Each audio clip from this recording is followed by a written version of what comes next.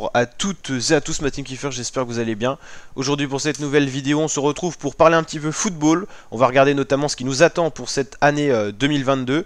On aura bien sûr la Coupe du Monde en fin d'année, c'est historique, c'est la première fois qu'elle se déroulera pas en été, en juin, juillet, mais qu'elle se déroulera bien en novembre prochain. Donc c'est assez impressionnant. Le calendrier sera donc chamboulé, vous l'avez bien compris. La Ligue 1, la Ligue 2, la Première Ligue, tout ça, enfin toutes les grandes ligues nationales vont être perturbées. Le calendrier cyclisme aussi des équipes nationales va être perturbé.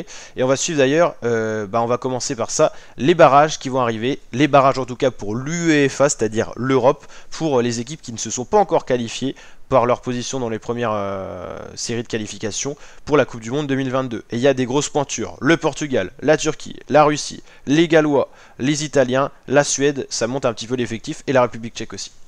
Donc bien sûr la team on suit en parallèle la Ligue 1, la Ligue 2 et la Champions League. Mais là on va s'intéresser au calendrier 2022 pour les barrages. Ça commencera le jeudi 24 mars avec une série de matchs à 20 h et le 28 mars. Il faut savoir que c'est des matchs uniquement allés, il n'y a pas d'aller-retour comme avant.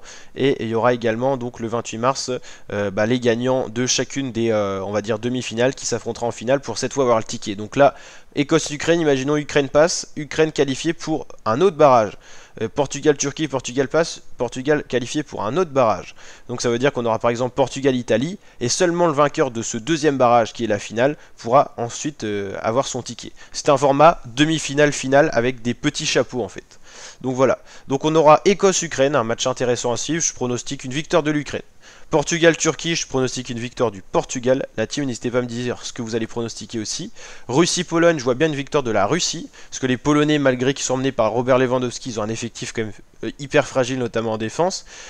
Pays de Galles-Autriche, je vois bien... là, c'est compliqué, hein. Les Autrichiens, ils ont fait des très bonnes performances à l'Euro, notamment avec Alaba, qui a été sensationnel. Mais les Gallois peuvent quand même tenter quelque chose. On va pas citer Gareth Bale, parce qu'il est plus aussi bon qu'avant. Puis il a du mal à emmener cette équipe de Pays de Galles. Je pense qu'il manque un peu de motivation. Alors je dirais l'Autriche. Italie-Macédoine du Nord. Bon là je verrais bien l'Italie. Et Suède-République tchèque, je pense que ça va être très serré. Et là ça peut basculer de tous les côtés parce qu'il y a vraiment un effectif intéressant, notamment au niveau défensif pour la Suède. Et République tchèque, c'est une équipe globalement homogène. Elle a été très bonne à l'Euro.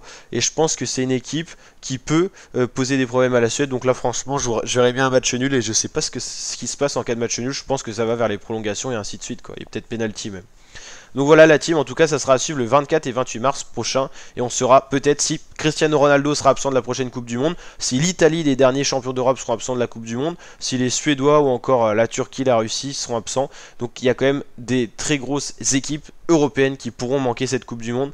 Et ça va aussi redonner de l'importance à ces barrages qui sont en plus avec un fonctionnement assez différent avec l'instauration de la Ligue des Nations. Donc la team, n'hésitez pas à liker la vidéo si elle vous a plu, à vous abonner, activer la cloche pour suivre tout ça sur ma chaîne, et je vous dis à très bientôt pour de nouvelles vidéos. Ciao!